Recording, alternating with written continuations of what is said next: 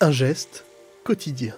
Au service des soins intensifs de Firminy, on se sert des huiles essentielles en complément des traitements lourds que reçoivent les patients.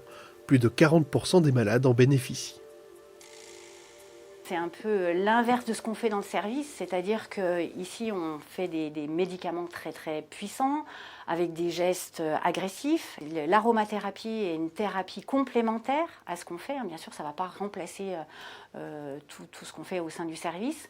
Par contre, ça va apporter un certain confort. Et tout commence avec des plantes. Aujourd'hui, c'est du Douglas. Il va être broyé, trempé et distillé en une huile essentielle.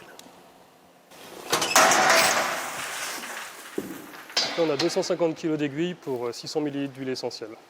Depuis 4 ans, cette distillerie des Monts du Forêt travaille avec l'hôpital de Firminy.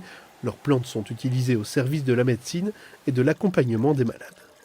On est de plus en plus intégrés, ce qui n'était pas forcément le cas au départ, par méconnaissance souvent. Et maintenant, le milieu hospitalier est demandeur de formation. Il y a une demande en fait des patients et des familles. Donc du coup, je pense qu'ils ont été aussi sollicités pour intégrer ce qu'on appelle les médecines douces en parallèle, je rappelle bien, du protocole classique, quoi. Une commande est expédiée chaque trimestre à l'hôpital Le Corbusier. Après 4 années de pratique, le docteur Papy et son équipe ont reçu le prix Gat-Fossé pour leur travail. La fondation récompense les établissements de santé qui intègrent l'aromathérapie dans leurs soins. Aucun médecin français n'avait obtenu le prix depuis 2020.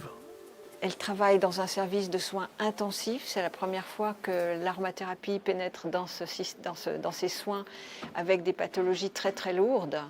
Donc elle soulage les douleurs articulaires, les vomissements. Il y a 15 protocoles. C'est dire que c'est très riche. Et elle a surtout exigé une évaluation de chaque prise d'huile essentielle.